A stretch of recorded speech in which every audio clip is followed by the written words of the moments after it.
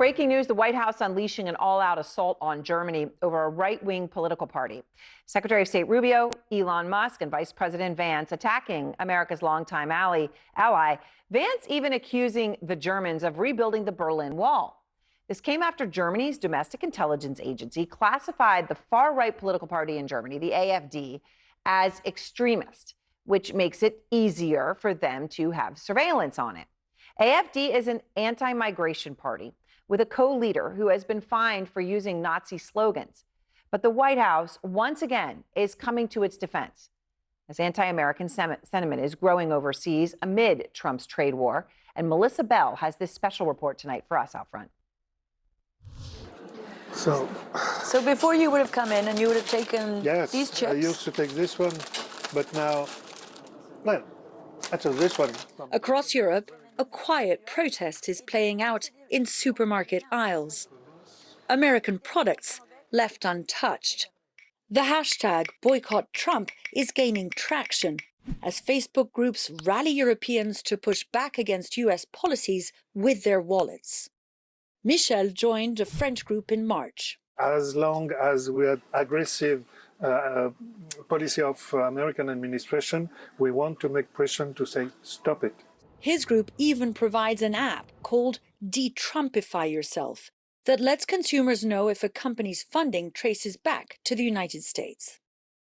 Fanta, I wonder if it is. So we just use the app and it says, yes, it's American. So you American. put it back. Well, we'll try with that. We look like this is a very French brand. Very French, but sometimes we have surprised. Yes. Good, so we can buy it. it. But sometimes you get surprises because you find that a company that you thought was French has in fact been bought by an American group, and that's the point of the app. Exactly. One recent survey in France found that 6 out of 10 people support consumer boycotts of US goods. The poll also showed that the hardest hit American brands included Tesla, McDonald's, Coca-Cola, and Victoria's Secret. But it's not just products. Travel to the US from Europe is also down. In March, visits dropped 17% compared to the same time last year. It's changed the way we travel. It's changed the way we consume. There's hesitation and fear about going to the United States. Stop Trump! So Guylaine, who asks us not to use her last name as she has family in the United States, joined a small group of American protesters on Thursday. Donald Trump has got to go! Hey, hey! Ho, ho! Just here in Paris, there have been 3 anti-Trump protests in as many weeks, including this one, at the heart of what is a traditional day of demonstration here in Paris, the May Day protest, with a decidedly American feel. Now, this group include not just Americans who live here, but also some of their European allies and American tourists who've just taken a day off of their vacation to make their voice heard. I'm here for my grandparents, who were immigrants from Italy, and there was prejudice against them, and they were very, very proud to be in America, and I'm not sure they would be today. Melissa Bell, CNN, Paris. Stop Trump! Fareed Zakaria is out front now, host of Fareed Zakaria GPS. And Fareed, you see Melissa's report. It's amazing. That app is fascinating in and of itself. But the anti-American, sentiment feeling boycotts, we're seeing it. Tourism numbers are down. I mean, and sure, Tesla has a specific link to Musk, right? He's a lightning rod himself. But the numbers out of Sweden today were, an 80% drop in Tesla sales. France wasn't far behind. I mean, these are real numbers. This is not just talk. This is action. Erin, it's really remarkable because for the last 30 or 40 years, ever since the fall of the Berlin Wall, this wave of global integration has resulted in American brands becoming the leading global brands in the world. Everything from Coca-Cola to McDonald's, which were always big, but Tesla, and of course, all the information technology companies, Google, Apple. We've been riding this extraordinary wave of American brands being considered the leading brands in the world. Take American universities, Harvard, Yale, Princeton, all of them. This is the world that, in a way, Donald Trump inherited.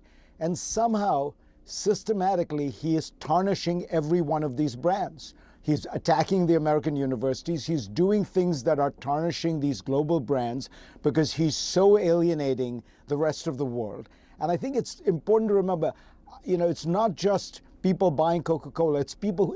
Are people going to want to come and study in the United States if they think, as Marco Rubio has kept telling them, we can revoke your visa anytime we want. We can deport you anytime we want. So you're going to see a kind of a slow stagnation of some of the crown jewels of America. I remember the book Cities on a Hill. I think it was back in the 80s, but I still remember reading it and even getting to the point, what Los Angeles stands for to the country and to the world, what America stands for.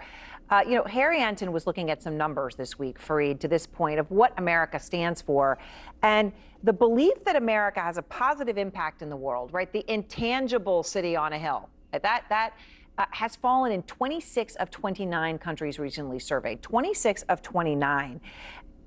I know it's impossible to answer this question, fully at this moment, but what's your feeling on this as to whether the United States can recover, even if the tariffs become a bad memory and Trump really does move on past it? No evidence he will, but even if that happens, is the damage permanent?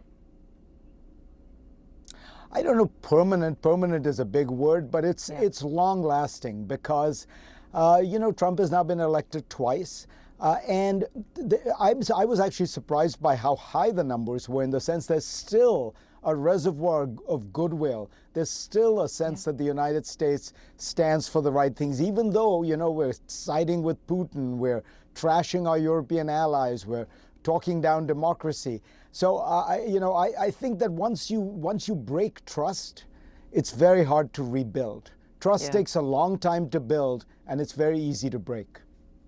So I mentioned the issue going on with the AfD right now. Marco Rubio, Elon Musk, J.D. Vance have been attacking Germany and Europe overall, but Germany in particular after the country's domestic intelligence agency classified the far-right political party AfD as extremist. Now that makes it easier for them to surveil it, but they have now classified it as extremist. This is a party that the individuals I just mentioned, and certainly Musk and Vance, have defended again and again, right? It's an anti-migration party. The co-leader's been fined for using Nazi slogans. So what do you make of now? The party gets labeled extremist by domestic intelligence, and still there's this rise to its defense. Well, what I'm most struck by, Aaron, is that Donald Trump, for much of his first term, in fact, I think it was in his, maybe his first inaugural, the first speech he gave at Davos, Elon Musk recently at the World Government Forum in Dubai, they talk about how we are not going to tell the rest of the world how to run their affairs. We've had enough of these liberal internationalists going around telling the world how to run their affairs. Well, then it turns out here they are lecturing Germany on how it should handle very sensitive issues of free speech and such. Now, I have my own issues with it, but I think it's very odd for the United States to weigh in on a domestic issue in Germany. Let's remember, the Europeans treat free speech differently. They don't have a First Amendment. And Germany has a very sensitive past with regard to far-right extreme nationalist parties. And surely anyone who understands history will have some ability to respect that. Yeah, well, obviously we have seen a different take. Fareed, thank you so much. I really appreciate you taking the time on a Friday night.